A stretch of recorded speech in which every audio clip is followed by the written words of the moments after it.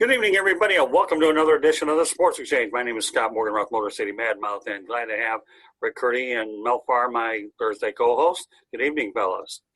Good evening. Hey, good evening, Scott. All right, I'll tell you what. Ready to talk a little bit of football and maybe a little bit of NBA basketball? Sure. Bring it on. All right, well, I'll bring it on. We'll bring it on with a very enigma character here. Why am I saying enigma? Because he is when you talk about NFL circles anyways. And that the Seattle Seahawks are among teams interested in Antonio Brown. Mel Farr, is this guy worth the trouble?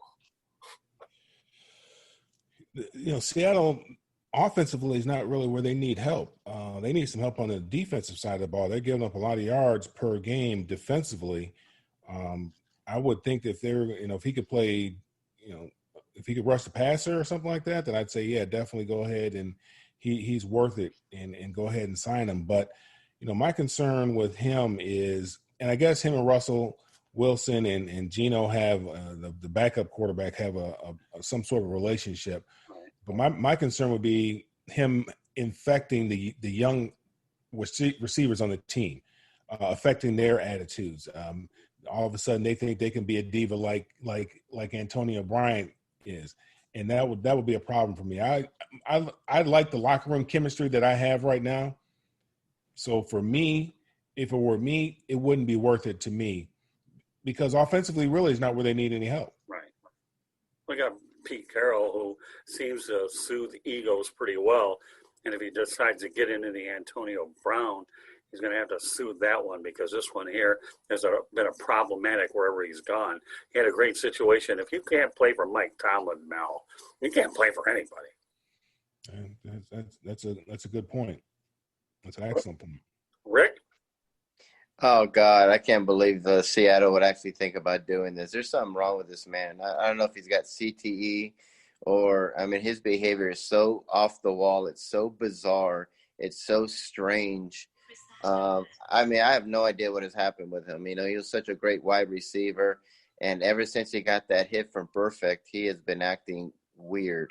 And, he can't stay with the team. He goes and does these weird, bizarre social media rants.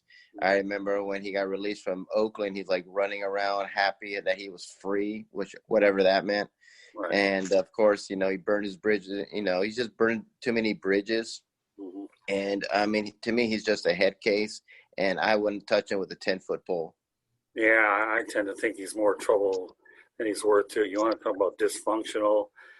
Yeah, I wouldn't. But you know what? There are teams that feel like they're missing that one playmaker away. And if the talent is high, then there's no question that at times teams will take a chance on him. How many chances has Josh Gordon gotten? 20, 30, 40. Yeah, right. Yeah, Josh Gordon has had more lives than Morris had, by the way. So if anybody knows anything about 9 lives and Morris, then you're talking Antonio Brown and Josh Gordon. So they're drinking, as Curti would say, the Kool-Aid. Yeah. Let's go from another guy with a last initial name B, but this time the Baltimore Ravens are planning to add Dez Bryant to the practice squad. Well, why not? The practice squad is the practice squad, and they have veterans on these practice squads where you have up to 16 players. So what does Baltimore have to lose, Mel Farr? You said they just signed who to the practice squad? They're talking about Dez Bryant. Yeah, I did read that. I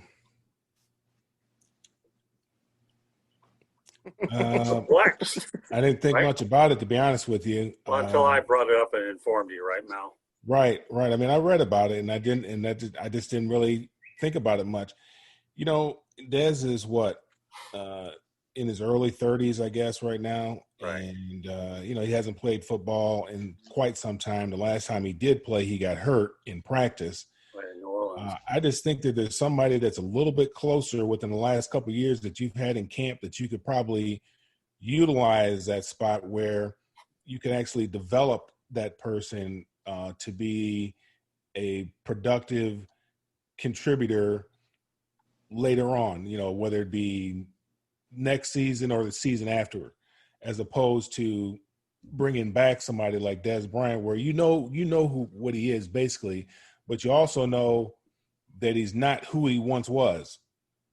And, whoever, in 2016 or whenever he last played, he wasn't great when he last played. I mean, he was falling off the cliff. His production was going down. He wasn't able to separate. And I don't think in being away from the game for the number of years that he's been away from the game, I don't think that he's gotten any faster. I don't think that he's he's going to be able to separate any better than he was then. So to me, I think they could probably they serve themselves better by not doing it. Okay. Well, that's fair. Rick? Yeah, I agree. I think he's another Antonio Brown, another Josh Gordon, just a total head case kind of guy. I mean, it wasn't even when he was with Dallas. They had to have literally an escort for him to go outside because he couldn't behave himself, that he was going to strip clubs. And he had to have a check-in time to come in at night. I mean, crazy stuff, and I just think he's very immature. And he's been out of the game for quite some time. And to me, he's more trouble than anything. But, I mean, they got him on a practice squad. They got him for dirt cheap pretty much. So why not? But I think you got to lay down the law and just tell him, look, man, you got to grow up and, stop acting like a fool. And you've been out of the NFL for quite some time. You talk about a decline. I mean, he was with Cowboys, and then all of a sudden, poof, he disappeared. And I haven't heard from him in quite some time. So would I sign him? No. But, I mean, if you can get him for dirt cheap and why not? But, maybe he could be a genie in a bottle for you. Who knows? Well, you said it right there, Rick. He's not going to cost you a lot of money. The only way that he gets on the practice squad is here in 2020 where you're allowed veteran players on there. Otherwise, if you had a regular standard 10 to 12 player practice squad where you have first and second year players, it's another animal altogether. I don't have a problem with it myself because of the year that we're dealing with 2020. So, again, it all comes on the almighty dollar. If it's a low risk situation, why not do it? You never know when you may need them, especially with all these outbreaks and when they can occur. So I think, you never know. Like you said, lightning in a bottle is what you're potentially looking at. So I think it's an everything to gain, nothing to lose proposition. All right, we're going to go to a different sport. Okay, Bubba Wallace is going to race in the number 23 car for Michael Jordan's team. I think, Rick, you're in that part of the country. You surprised at this move? No, I think I think this is good for Michael Jordan. I think it's good to expand, and if you're going to have a driver, then you're going to have someone like Bubba Wallace. I mean, to me, it makes perfect sense that he's with Jordan. I think the question is, how successful will Michael Jordan be? He hasn't really been too successful as an owner, in basketball, and hopefully he can kind of check that ego and want to win. And I think that's always been the issue with Jordan. So, I mean, he's a great basketball player, but a lot of these players do not make the best owners, and he has just made some horrible moves here ever since he's gotten ownership of the Hornets. I think changing the name back to the Hornets was probably one of the best things he's done. But, I mean, as an owner, I have such concerns about it, but hey, going to NASCAR and branching and expanding your business, why not? I think it's great that he's doing this. How about you, Mel? I think it's great, for him to do it as well. Open this up. I think it's smart on both sides. Obviously, it's smart for NASCAR to invite him in because obviously they want to try to broaden their audience and invite African Americans in to watch NASCAR. I've never been much of a NASCAR fan, watching cars go round and round in circles, but I know that some people have done very well at it and become pretty wealthy at it. I know Joe Gibbs did a great job with, in the racing circuit after leaving football. He was did a real good job over there. And like Rick was saying, hasn't been extremely successful as far as winning on the hardwood. Maybe this is something that he's from that Tobacco Road area, so maybe this is something that he says he's been going to these. Been going to races for quite some time, so maybe this is something that he can be successful at. Him, his name, and the expertise of all the other people around him. And I think it's great, for Bubba Wallace to have the opportunity finally to have some real sponsorship behind him, so that he can just focus on being the best driver that he possibly can be. I mean, there's a lot of things that he's had to deal with that most drivers don't deal with, and a lot of guys don't have to work, don't have to worry about whether or not they're going to be able to race next week. They'll know they're racing next week. Bubba Wallace, and every time he's racing, he doesn't know if he's racing next week. This might be, it might be a couple of weeks before he gets out there because, just didn't have the sponsorship behind him. So it'll be nice to see what he can do, having a full sponsorship behind him, and see what he can do. Well, I would think Richard Petty Racing, though, they've had pretty good sponsorship, and you couldn't really learn from a better person than Richard Petty, that's for sure. So if you're going to drive for anybody, obviously we're not talking about the multi-car teams, but Richard Petty runs a pretty good sound operation. But I think that this deal has been in the works for quite a while between Wallace and Jordan. So, it'll be interesting to see that pairing, that's for sure. And you're right, in terms of one thing that NASCAR definitely does need is more minority participation. Many years ago, when I had a radio show out in Arizona, I was ahead of my time, called Weekly Wheels. And I talked about the fact that NASCAR needed more diversity, and the problem that you had with a lot of African Americans were not able to afford auto racing because it's an expensive sport to get involved in. But, and obviously I think the sport has lacked in that area. But to see a guy like Bubba Wallace set and become a role model for young minorities is something that the sport desperately needs.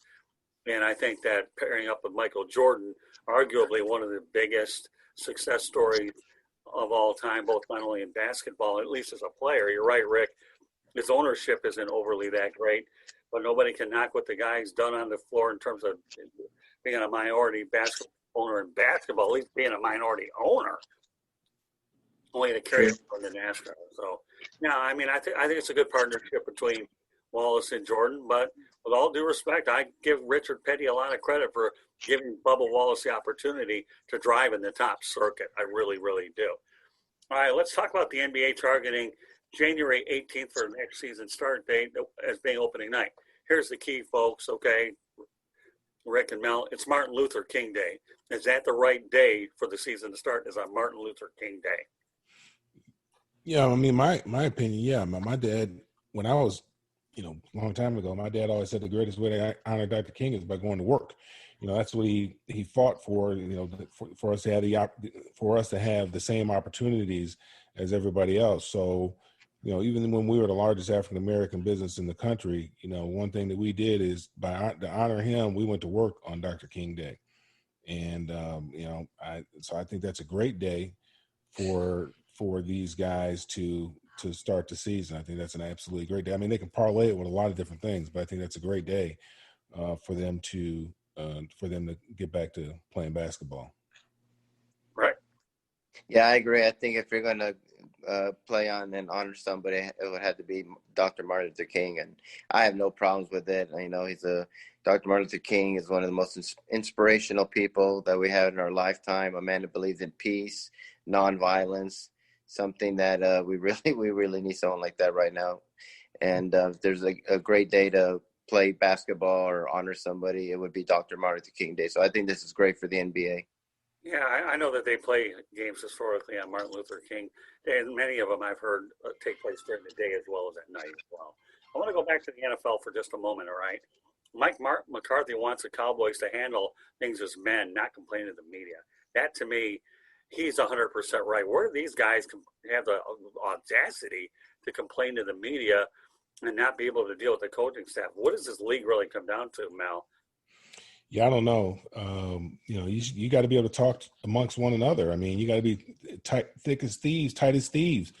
And, obviously nobody likes the situation that they're in right now. They're playing very, very poorly. They got a defensive coordinator that, hasn't been working in the last number of years. And I happen to remember Mike, when I got drafted by the Broncos, he was like, just starting his coaching career. And obviously he has, there's a lot of maybe some pressure because who his dad was and what his dad did with the 49ers organization and so forth and so on. But, in my opinion, Mike has, struggled as a defensive coordinator in this league. He's always gotten opportunities because of who he is, but he's always struggled. I was very surprised when they brought his name up. I was like, wow, I didn't even know he was still coaching. But yeah, you got to keep all these things. You got to keep them internal. Right. Talking to the media, that's not going to do anything. you want to be a man about it and talk to a man to man. Hey, let's all get together and let's try to fix this problem, because the media is not going to help anybody fix the problem. It's going to make it worse, if anything. Mhm. Yeah, I don't like the anonymous stuff either. If you're going to go out there and talk to somebody, at least own it, okay? This anonymous stuff just doesn't get it done. It really doesn't, Rick. I agree. This is not very good for the Cowboys or Cowboy fans. I think it's showing that there's a lot of internal problems in there. Maybe some of the people have not have tuned out Mike McCarthy. They've been playing horribly. People I know people are concerned about their offense. It's the defense that's the problem. Their defense is horrible.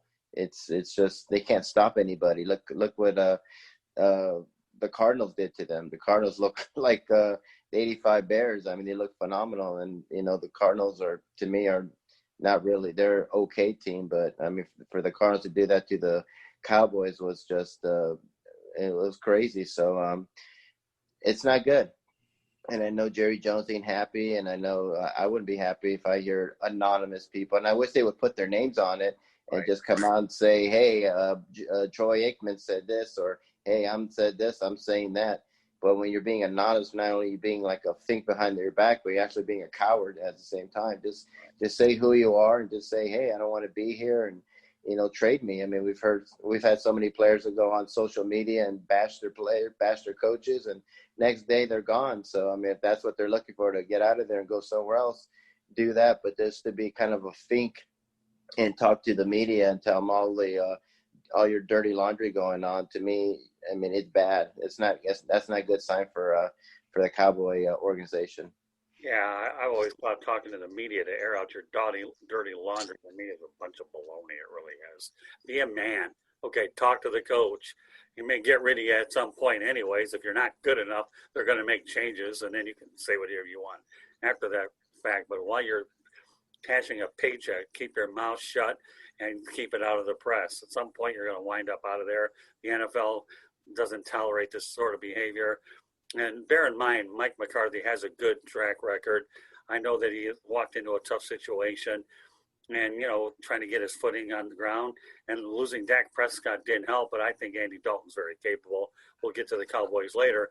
But the whole point of this particular point is keep your stuff out of the media and deal with the coaches like men, as McCarthy would said. Now, back to the NBA. The draft will be held virtually from the ESPN studios. Surprise? No, I think that's a good decision. I mean, with COVID-19 going out there and trying to restrict travel and things like that, I mean, I think it's the best that they can do. They could have done like the NFL and just done it like via satellite or something like, or Zoom or something like that. And it was a very interesting draft, but it really worked for them. So I'm not surprised by that. I mean, we have no idea COVID's gotten worse. It's been spreading it's been spreading here in North Carolina, just like in everywhere else. So, I mean, it's gotten worse. And so for them to have in the studios to restrict travel time, to me, it makes all the sense in the world to me. Mel? Yeah, I mean, the NBA is one of the leagues that got this thing right, that did it right. I mean, they didn't have any problems down there in the bubble. So you can't question, anything that the NBA is deciding to do. So obviously they've spent a lot of time and they thought about it, and this is the decision that they made, and I think it's a good decision, and I think everything will be great. The production portion of it, I'm sure it'll be great, just like the production was down there in the bubble in Orlando. So yeah, it's not only the right decision, but really it's the only decision they can make. Well, ESPN's gotten it right with every single draft that they've conducted. Once upon a time, they were the first that dealt with the NFL draft, and they've done really well all the way around. So, yeah, I agree. I mean, again, COVID-19 speaks for itself. But you're right, Neil. They nailed it right with the NBA, with the bubble. And, what they were able to execute, to me, I thought was outright phenomenal. They definitely got this one right. All right, well, let's change the course a little bit here. But we're going to stay with the NBA, potentially being played in an old ABA city. I don't know if you've heard of this one. But the Louisville's arena, the KFC Yum Center, is an option to house the Toronto Raptors next season. Canada has recently extended the restrictions through November 21st. A little history about the area. I know Rick Curti loves to talk about history lessons. The Kentucky Colonels of the ABA played there from 1967 to 1976. And some of the three names that stand out are Dan Issel, Artis Gilmore, and Hubie Brown. Rick Curti, I know you like to talk about these old leagues. Those are three pretty good guys that played out in Louisville. And I was recently in Louisville and had a chance to see Colonel Sanders' grave as well as Muhammad Ali. So what are your thoughts about Louisville being a temporary city for the Toronto Raptors? Oh, I think it's great. I mean, it's we've seen this in baseball too with the Blue Jays in Buffalo. And there's been rumor going around that Louisville's been trying to get an NBA team for quite some time. So I think this would be a great showcase for that city to show people that, hey, we're an NBA team, And I know that Adam Silver has talked about possibly expanding, like maybe bringing Seattle back or maybe having a team in Las Vegas. I think Louisville would be a great place to have an NBA team personally. And it's a fast-growing city, and I think it kind of reminds me of New Orleans. I remember when they had to go to New Orleans had to leave because of the hurricane. They had to play and Oklahoma City. Yeah, in Oklahoma City, and their fans were outstanding. And I mean, it was like sold out every game. And I think that's what helped Oklahoma City get a team. Same thing could happen with Louisville. They have a great fan base and a great turnout and everything like that. And they want to expand. I think Louisville will be on that list of expansion if that's what they want to do. So I think it's a win-win situation for Louisville. Well, I think it's a no-brainer. I mean, if you're going to even consider a city like that, you bring back the Kentucky Colonel's name for that matter because of the history, Mel. Yeah, I mean, I think it's great for that region, great for the people of Kentucky. Obviously, it's a big basketball state there. So I think it'd be great for them. And obviously, again, that makes sense too with the travel restrictions that you're going to have, and with them they're not going to have a bubble next year. At least that's what they're talking about, is not having a bubble. And obviously, there's going to be travel restrictions outside of the country. So it only makes sense to bring them inside the country. And Louisville, that's a great city, great basketball city. I would love to see the NBA go to Louisville. I would. I'd like to see it end up going to Seattle and Louisville. Forget about Vegas. Vegas has got plenty to do there. But Louisville, yes. Seattle, yes. I think those are ideal cities. I really, really do. All right, let's go back to the NFL. We're going to recap a little bit about last week, okay? And I have to go ahead and lead off with the Detroit Lions-Jacksonville Jaguars game. I got to tell you, though, they did a really good job with the protocols up in Jacksonville. My temperature when I walked in the gate was 97.5. I had the mask on, I had my box lunch or whatever, and everything was went real well. And Matthew Stafford threw a touchdown pass against the Jaguars, and now he's thrown a touchdown pass against every NFL team, a 1-yarder to T.J. Hawkinson. So the Lions get a 34-16 win against a Jacksonville team, which, by the way, has given up 30 points in 5 straight games, which is bad. They've gone 5 kickers in 5 weeks, although I hear Josh Lambo's due back. And I'll tell you what are your thoughts about the Lions being able to pull out a win that they had to get, Mel? I was actually surprised because I think I picked Jacksonville in this game, if I'm not mistaken. I think I did too. I was pleasantly. I did too. Yeah, I think I was pleasantly surprised. Now I know they come down here and they play the Falcons this week, but yeah, it was a good win. I mean, I think DeAndre Swift went over 100 yards. I think that's a recipe for success. Right. Try to limit the number of dropbacks that Matt Stafford has. Run the football well, stop the run. Those are recipes. That's the way to win. That's the way that you can win, because you can kind of control the time of possession and all that. And if you're able to do that, you're able to limit the number of times that they have the ball, and you maximize the times when you have the ball. You have a pretty good chance of coming out on top on that in those types of games. Yeah, DeAndre Swift had a 54-yard carry. Adrian Peterson had a touchdown. I think he had a couple of touchdowns. So DeAndre Swift looked really, really good. And I got to tell you one thing. He had 116 yards. The last Lion rookie that had a 100-yard game was actually when Kerryon Johnson did it against the Miami Dolphins in 2017 when he rushed for 158 yards. So the Lions had the ball for the better part of, I think they had over 47 minutes. I'm trying, but they dominated time of possession is what they did. And they did take the pressure off of Matt Stafford. So it was a relatively easy win for Detroit. Jacksonville picked up a touchdown later, and Matt Stafford got the media off his back at least for a week, and we'll see what happens in Atlanta, okay? But, Rick, let's talk about the Lions' performance out in Jacksonville. Well, I had Jacksonville winning that game. I can't figure the Lions out. Every time I think they might win, they lay an egg, and then every time I think they're going to get blown out, they win. So, and they won rather easily, and I think I think Doug Marrone is another guy that we have to put on the list for coaches leaving. I think he's going to be gone by the end of the year. They've been terrible. Their defense has been terrible. And for them to lose like that to a struggling Lions team where Matt Patricia's job is on the line every single night, you hear about it. And for them to lose like that in Jacksonville, that's not good for them. So I tip my hat off to the Lions on that win, but I think it kind of showed to me that Jacksonville is not very good. Yeah, I think that Marrone makes it to the end of the year, and after that, he could be gone, depending how bad it is, Mel. When are they going to get rid of Gase? I can't understand. I'm watching that game the other day. He doesn't talk to anybody on the sidelines. His head is down on his play sheet, and he's got that little red pen, and he's marking stuff on that play sheet. That's all he does all game long. He talks to nobody. He doesn't talk to the quarterback when the quarterback comes off the field. He doesn't talk to anybody.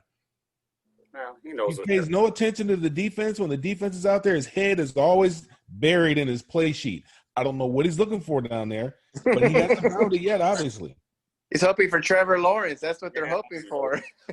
We'll get to that in a minute with Gase, okay?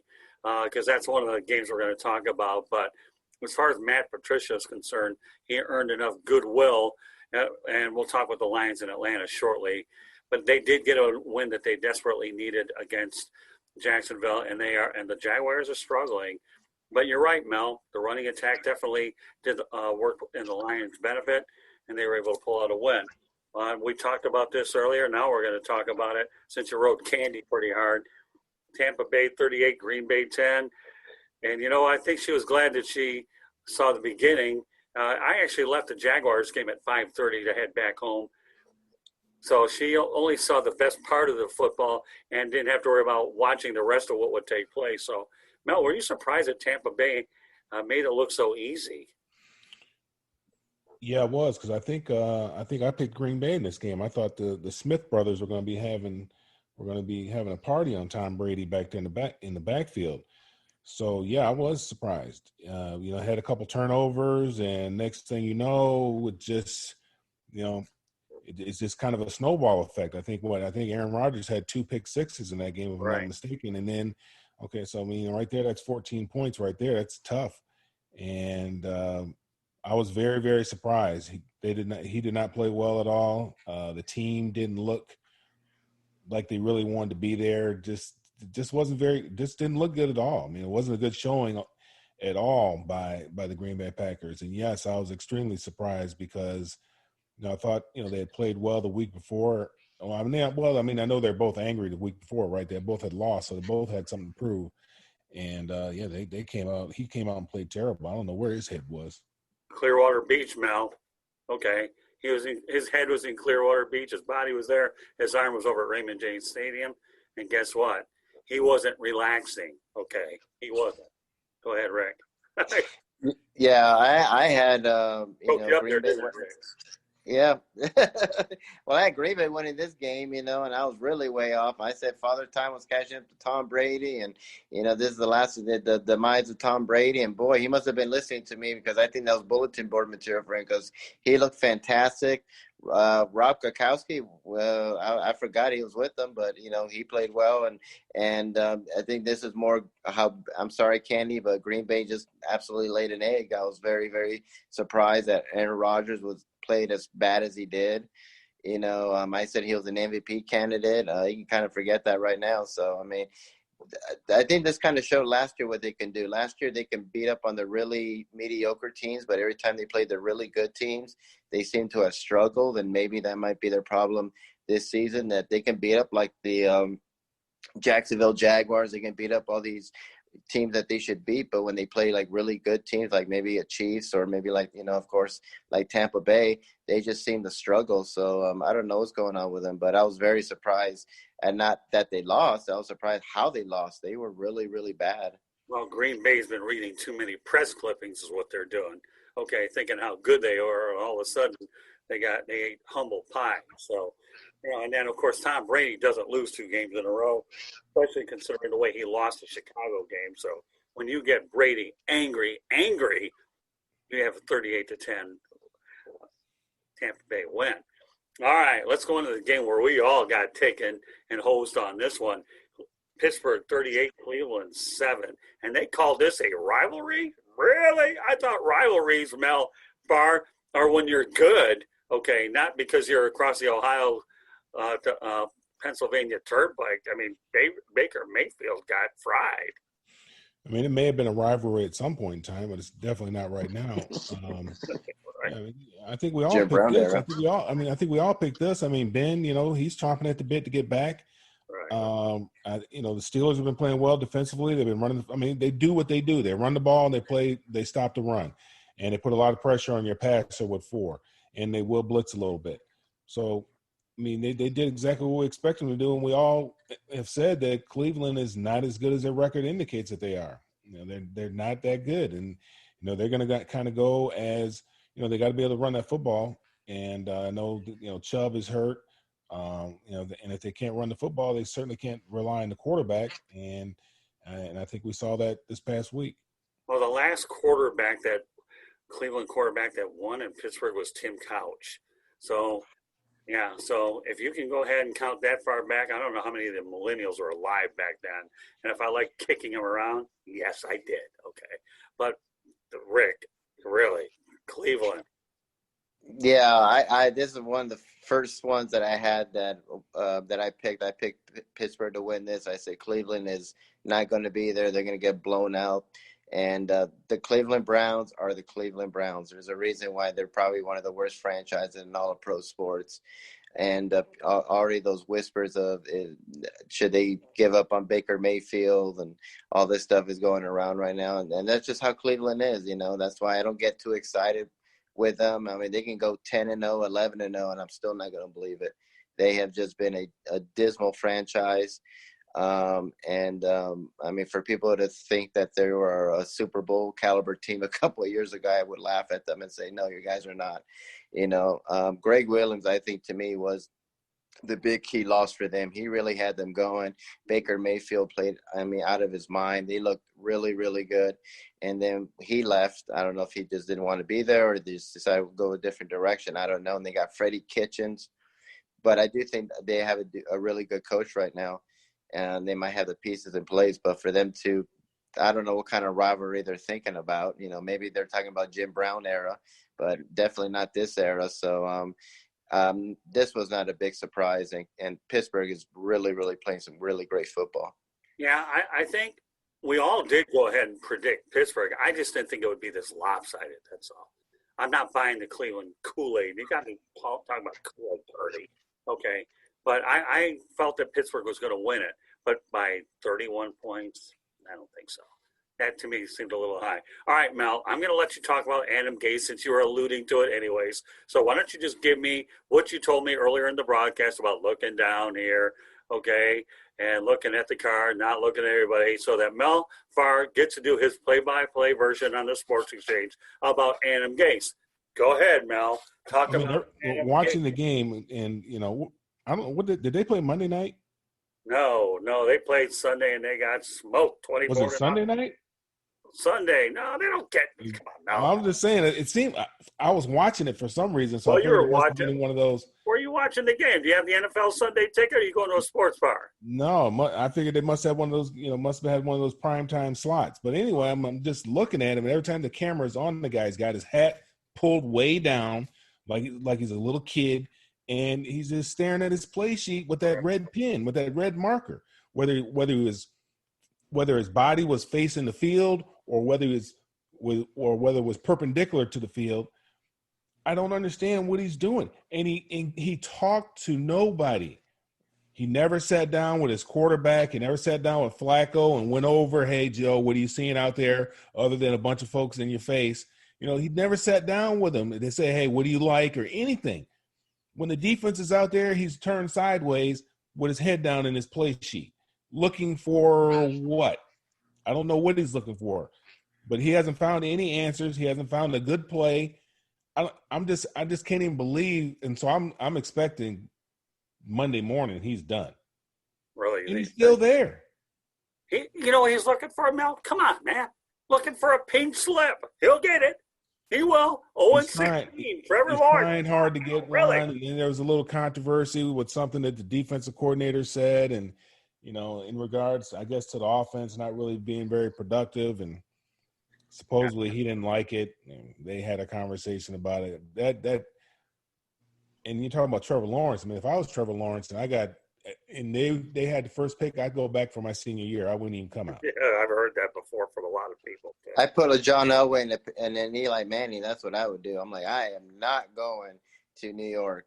Both of you guys are right. I can't debate either of you on this because you're definitely right. But the bottom line is the Miami Dolphins won it 24-0. They were looking to stick it to Adam Gase, by the way, who obviously couldn't develop Ryan Tannehill. We'll get to that in a moment.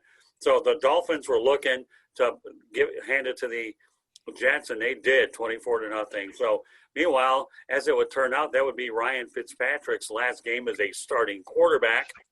And now Tua's going to get the starting nod in 2 weeks. I guess we can probably talk about that next week, but he did make a cameo appearance. But as far as Adam Gase is concerned, he's going to collect a paycheck. The Jets look like a potential 0-16 team. I don't know who they could beat the way they're playing these days. That's for sure. Even if Sam Darnold's healthy, they've traded so many good players away. So I'm going to ask you guys this question anyways, okay, while it's a hot top point of conversation. Mel, I'm going to lead off with you. Is Tua Tagovailoa ready to be a starting quarterback, or do you think they should have stayed with Ryan Fitzpatrick? Yeah, I don't know. He was out there, 3 or 4 or 5 plays or whatever. I don't know what. Right. I haven't seen him in practice. I don't know what he looks like in practice. Right. I've said it all along that they shouldn't play him. Give him an opportunity to heal from that injury. Mm-hmm. I'd take look. It didn't hurt Patrick Mahomes to sit all year. I think he started the last game maybe or something like that of the season, and then they moved on from Alex Smith, and it was Patrick Mahomes' team from that standpoint. Mm-hmm. Fitzpatrick was playing well, and I don't think that the Dolphins really had anticipated him playing well. So he made it a very difficult decision for them to move on from him to go to Tua. But there was no reason to move on from Fitzpatrick. Right. I mean, we know at some point in time there's going to be an opportunity for them to bring Tua in off the bench and spell him, because there's going to be a game sometime in the not too distant future where he wasn't going to be throwing the ball that well, and he's probably going to throw a few to the other team, and they're going to want to change the pace a little bit, and they could have brought Tua in then.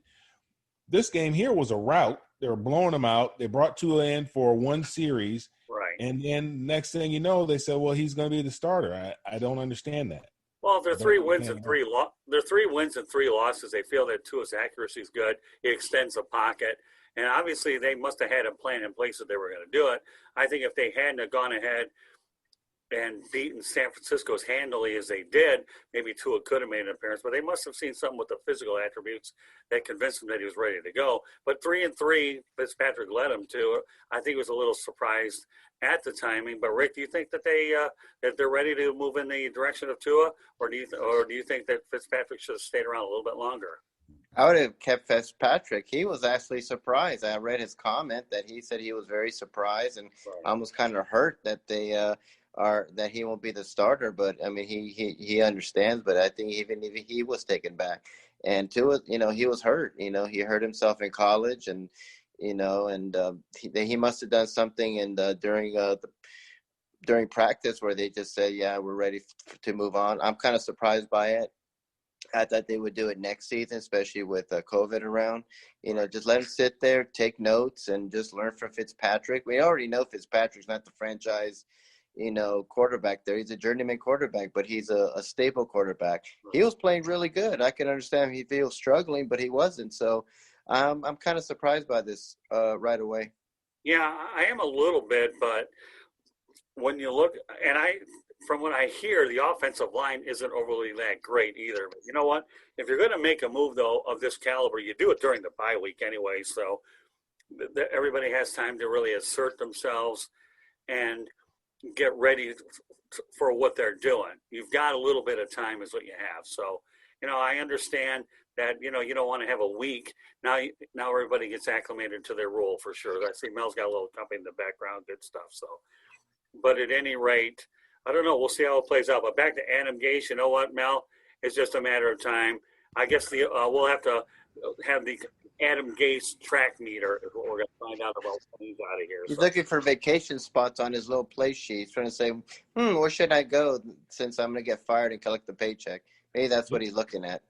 Never know, Mel. I don't know. I thought Mel was the fortune teller trying to figure out what he's looking at because apparently, I don't know, he knows what he's looking at. Here's a guy that's in New York, the largest media market in the country, and he's looking like a real rotten apple right now. So he might be looking for his next job. Yeah, okay, but it's not going to be a head coaching job anywhere, so we'll see. No. He's probably looking to be a marketing rep somewhere. Probably. Yeah. Let's talk about the Kansas City Chiefs, Buffalo Bills. We got 2 more games, and then we'll go on to 4, and then we'll wrap up the broadcast since Mel has company at home. All right, the Chiefs and the Buffalo Bills, 26-17. Rick, why don't you lead off with this one? Well, I think we picked Kansas City to win. I know I did. It was about time that Kansas City, they've been kind of stagnant lately, a little bit, kind of flat. I know Mel talked about about Patrick Mahomes, and sometimes that Super Bowl hangover kind of exists, but I don't think this is a big surprise. I mean, I like Kansas City. They're one of the favorites to win the Super Bowl. Patrick Mahomes, even for his standards, not playing the great, still playing. He's still a phenomenal quarterback. So I like Kansas City. We'll see what happens with them. Like I said, they're the hunted now, and when you're the hunted now, there's always a little bit added pressure. So maybe that's why they've been kind of like little flat now. But it was a good win for them. Buffalo's a good team, but it was a very good win for Kansas City. Mel? Yeah, I think that was obviously it was a big time win for Kansas City. Buffalo. A lot of people had some high hopes as far as what they thought Buffalo was going to be able to do this year. And I think they lost their last 2 games. Right. Kansas City looked good. The little running back, he looked. Yeah, Edward Hilaire. Yeah, I know who you're talking about. He's looking to solidify his position. I know they brought in Bell, but they're saying, hey, he's just not going to give up that spot. He wants some carries. He's going to have to earn them. So yeah, Kansas City looked good all around. Yeah, these 2 teams could see each other in the playoffs again. I think Le'Veon Bell will only be nothing but an addition for them, and certainly, and with the young running back they have, they're in pretty good shape. You have to try to make changes where you can to better yourself. All right, well, let's talk about the Arizona Cardinals blowing out the Dallas Cowboys. We talked about the dysfunction of Mike McCarthy. Kyler Murray looked good. Andy Dalton obviously had a tough time. So, Mel, Cardinals walk into Jerry's place and they laid a whipping on the Cowboys. When you turn the ball over and you don't, when you turn the ball over and you don't get turnovers, it makes it very, very difficult for you. They turned the ball over early twice. Ezekiel Elliott, a couple fumbles, and that put them behind the 8 ball early. And then trying to play catch up, they don't play from behind very well. And then defensively they're not very good. They can't stop anybody, and so. Wasn't surprised, really. I think we all picked Arizona in this game, if I'm not mistaken. No, I don't think anybody. Dallas. I hate to tell you this during a bad week. I was actually buying into the Andy Dalton that I thought he could do well, and I think Andy Dalton will be a productive quarterback this year. It's just that Arizona had way too many weapons, and Dallas has a poor defense. Yeah, it wouldn't matter who was quarterback. If Joe Montana was a quarterback, and you have that defense, and you turn the ball over the way you turn the ball over, it's going to be very difficult for you. It's going to be very difficult. Rick? Yeah, I had this as a toss-up. I think I picked Dallas because they were in Dallas. I've been saying that the Cardinals are they're not as good as we think they are. And boy, they look phenomenal, which is not good for the Cowboys because the Cardinals are not a phenomenal team. The Dallas got a whole bunch of problems. They can't stop anybody. They're starting quarterbacks out for the season, and a big question mark if they can re-sign him and if he can still play at that caliber when he comes back from his injury. And now you got all these players from the Cowboys going to the media telling everyone their dirty laundry right now. So it's not a very happy time right now in Jerry's world. And so they have a lot of problems right now. And the Cardinals just looked great. And Cowboys look terrible. So a lot of problems with the Cowboys right now. Yeah, that's what Jason Garrett's missing. All right, let's talk about 4 football games this week, okay? The Lions, obviously 2-3 against the Atlanta Falcons in your backyard, Mel. So just give me a prediction on this game. Do you think the Lions are going to make it 2 in a row? Or now that Atlanta got their first win against Minnesota, so they're in 2 successive weeks, okay, the interim coach got their first win. So we'll see whether or not I think Raheem Morris can get another one under his belt. But why don't you give me a prediction, Mel? Detroit 2-3 against Atlanta 1-5. Who do you got? I actually liked what Atlanta did this week with Raheem Morris. They made a concerted effort to get the ball to Julio Jones, which I don't know why you wouldn't do that anyway. I mean, look at what New Orleans does. They make sure they get the ball to Michael Thomas, and he's the only receiver they have, and everybody knows he's going to get the ball, and they still throw it. They still throw it to him. It doesn't matter how many people are covering him. And Julio Jones he's that type of player. Why wouldn't you throw the ball to him? Why wouldn't you get the ball to him? So they made an effort to get the ball to him last week. I think that made a big difference. Obviously, as much as I love my Lions, I'm going to have to pick against them. I don't have no love for the Falcons, but I think the Falcons will win this one. Will win this game, be 31-21. 31-21. Okay, Rick, go ahead.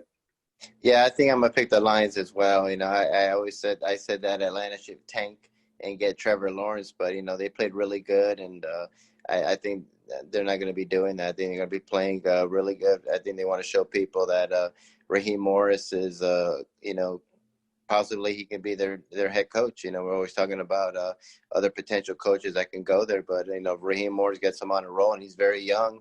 Why not have him as your head coach if they play very well? So, and I'm just not sold on it's just about Matt Patricia. He's just not a good coach.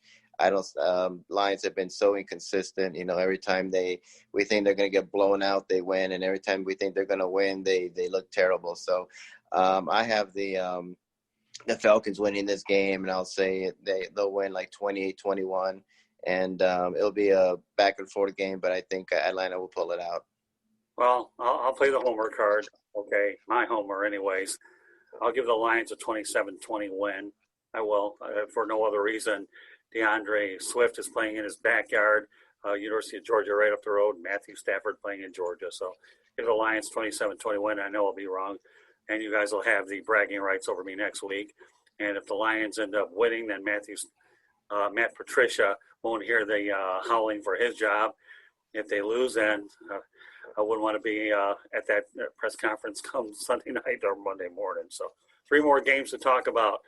And this one's a heavyweight. Pittsburgh 5-0 with Ben Roethlisberger. Tennessee 5-0. And the game is being played in Tennessee. This is a heavyweight if I ever saw one, between Ben Roethlisberger and Ryan Tannehill. Now, who walks away with a win? That's going to be a good football game. I mean, I wouldn't care who won. Well, I kind of do. I'd like to. I didn't grow up a Steelers fan. When you're young, you're either a Steelers fan or a Cowboys fan. So I've always been a Cowboys fan because I like Tony Dorsett way back in the day. Right. As I've gotten older, I've come to appreciate the Steelers. So I would like to see the Steelers win. I don't know if they will be able to, because Derrick Henry is he's a load. He's a lot to deal with. So I'll pick the Steelers 21-14. What about you, Rick? I'm going to go with Tennessee. Tennessee looks really good. Henry is, to me, the best running back in the league. I love Roethlisberger. I love Mike Tomlin, but I think Tennessee is just a little bit too much, and especially playing in Nashville. So I have Tennessee winning this game 24-17. And I think it won't be a high-scoring game, but it'll be a really good game. But I like Tennessee in this, pretty much because they're in Nashville, and Henry's just You can't stop him. He's a beast. You know what, Rick? I had the same identical score, 24-17 in favor of the Titans. And I'm wearing this Miami Marlins hat, folks. Why am I wearing this Miami Marlins hat? Because the Tennessee Titans had an outbreak and they're winning. The Miami Marlins did the same thing. So I'm definitely going to go with the Titans 24-17. Two more games to get to. This one was actually flexed to Sunday night. Seattle 5-0 against Arizona 4-2. This is going to be a really good matchup, and they deserve to have it in prime time. So who you got, Mel? Russell Wilson or Kyler Murray? Russell Wilson. I mean, he's got he's got a little bit more help than Kyler Murray. You know, obviously I like Kyler and what they're doing there, but he's still young, still trying to figure things out. They're going to throw a lot of things at him. I'm pretty sure Ken Norton, Pete Carroll, they're going to throw a lot of things at him. And, you know, Russell Wilson is Russell Wilson. I mean, what he did the last couple of weeks, that winning drive that he had was unbelievable. And that play that he made on fourth down, you know, just shows the type of player that he is, and he's having an MVP caliber type season so far. So, yeah, I definitely pick I'm going to go with the Seahawks. And I said 31-17. Rick? Yeah. To me, Russell Wilson's the MVP of the season. You know, Cliff Kingsbury. I mean, I've been down on this guy. To me, he's another Adam Gase. I don't understand why he's a head coach. You know, he didn't have a good college record, but I guess when you have Patrick Mahomes as your quarterback, you can get any kind of job. But I'm not going to let go on Russell Wilson. To me, he's the best. You know, he's the MVP right now. To me, and they're playing great Seattle. I am not sold on the Cardinals. I think they're a very overrated team, and I don't even have this close. I have a 28-10 Seattle. Yeah, I'm going to go Seattle as well, 35-21, 14 points. I don't care if the game is being played in Arizona. You saw the Detroit Lions took care of the Arizona Cardinals in Arizona, and we know that Russell Wilson's a heck of a quarterback. He's got a lot of weapons. So we have a unanimous here with Seattle. Final game of the night, Tampa Bay Buccaneers 4-2 against the Las Vegas Raiders 3-2. Earlier in the week, obviously, the Raiders had their offensive line sent home because of COVID-19. So what Tampa Bay Buccaneers team shows up? The one that went to Chicago or the one that was at home? They'll be in Las Vegas. Are they going to be spending more time in the casinos? Or are they going to be at Allegiant Field where Tom Brady can bet on his teammates instead of the slot machines, hoping that they're not playing craps? All right, Mel, go ahead. Well, we don't even know if this game is going to be played. I mean, they moved it to that slot because they wanted to make sure that fans would have an opportunity to have a game on NBC at night. Right. So, you know, I don't know. You know, they sent the game is right now going to be at 4:25 as scheduled. But you're right. They flexed it with the intent the prime game was definitely going to be intact. But you're right. With the way cancellations are going and postponements, who's to say this game will be played? Well, let's just assume that it is being played. Let's assume that it's played, and we don't know what they're going to have out there for offensive linemen. I'm going to say Tampa Bay wins this game. You know, I'm going to say Tampa Bay wins, and they're going to win probably about 35-17.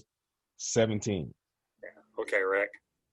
Yeah, I had Tampa Bay. I think Tampa Bay's. I think that was a great win for them. I think they were trying to find themselves as a team. I think Tom Brady was trying to get used to his new teammates, and being Green Bay like that, I think that's really helped them. I think they're going to go on a roll after this.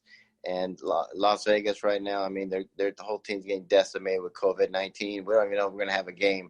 But, you know, speaking hypothetically, if we're going to have a game, I have Tampa Bay winning this game like 28-17. I think Brady's going to have a big game in Las Vegas. And I think the only way Brady will have an off game is if he's on the casinos too much or at the strip bars too much in Las Vegas. So it'll be quite interesting. But I have Tampa Bay winning this game. Yeah, I'm going to go with the Buccaneers 31-19. That's true. I mean, Tom Brady's man, I think, put together a 2-game winning streak. And more importantly, like you guys have been saying, COVID-19 has hammered the Raiders. They're bad boys in every single word. One minute they're out there partying, next minute they're getting hit with COVID-19. John Gruden has it, ... 31-19 Vegas loses. Okay. With that said, okay, that wraps up this edition of the Sports Exchange. Mel, go ahead and let everybody know how they can get a hold of you. I can be reached on all the social media at Mel Farr Jr. That's LinkedIn, Twitter, Facebook, Instagram at Mel Farr Jr. My email address is melfarjr@gmail.com. And then you can check out what we have going on for the youth in Atlanta and Detroit at melfar.org. Rick? You can check me on my website at www.charlottebats.com. Our email address is cltbatsbaseball@gmail.com. I'm also on Facebook at Charlotte MLB, and I'm also on there at Charlotte Bats Baseball. I'm on Instagram at Charlotte Bats, and I'm also on Twitter at Charlotte Bats Baseball, and I'm also on LinkedIn under Rick Curti, Curti, and you can actually contact me on any of those social media websites. And Rick does a great job here at the South Florida Tribune, making sure that he gets all of our content up there and shared to social media. We appreciate the good work that Rick does. You can listen to this audio version of our broadcast here through Apple Podcasts, Spreaker, Spotify, iHeartRadio, and Google Podcasts, where we get your podcasts. I'll say it again. Apple Podcasts, Spreaker, Spotify, iHeartRadio, Google Podcasts, where we get your podcasts. You can follow us at Twitter at Tribune South. That's at Tribune South. Facebook and Instagram, South Florida Tribune Gets It Done. The YouTube channel, South Florida Tribune. You'll be able to see the visual broadcast here, which is right now through the South Florida Tribune YouTube channel. I'll give you 6 reasons why you should subscribe. Sports Exchange, No Limits, 108 Stitches Baseball Talk, which Rick Curti's on Monday nights. Real and the Rare, Fantasy Football, South Florida Tribune Podcast. Our website's www.southfloridatribune.com. We have the Motor City Monitor out there, which where we have a lot of metropolitan Detroit, Michigan content up there. Our media distribution partners provide us content, as well as our columnists, and the broadcasts appear there as well. Our email is southfloridatribune@gmail.com, and you can go ahead and find me, Scott Morganroth, on LinkedIn. Mel Farr is going to be joining myself and George Eichhorn Monday night after 9 o'clock Eastern time. We'll be talking some Detroit sports, and we'll be talking about Mel's father, who had a fine career there. So on behalf of Mel Farr Jr., my name is Scott Morganroth, the Motor City Madmouth, telling you to have a great evening. And Rick, why don't you conclude the broadcast with your COVID message? Guys, it's getting worse. It's spreading everywhere. You even have people who are coming out who really didn't wear masks. I thought masks were, a joke. Coming out and saying, please wear your mask. Someone like Chris Christie, a conservative, wrote in the Wall Street Journal that he was wrong for not wearing a mask, that wearing a mask is the best and safest way to avoid this. Please wear a mask and stop saying people who wear masks are, to shame them, and it's not a sign of weakness. So I think when someone like that, who's a conservative like that, can come out and say that he was wrong for not wearing a mask, people need to listen up. They need to listen to doctors, scientists. Wear your mask, social distance, stay away from parties, less travel, and just use some common sense, because the way we're going right now, we're going to be wearing this mask for the rest of our lives. Sounds like it. So meanwhile, Mel Farr will be joining us on the Sports Exchange Monday night. Rick Curti, 108 Stitches Baseball Talk. We'll be talking the World Series. So once again, on behalf of my co-host Mel Farr Jr. and Rick Curti, Scott Morganroth, the Motor City Madmouth, thank you for joining us tonight. Catch you there next time. Have a good weekend, fellas. Take care. Good night. Thank you.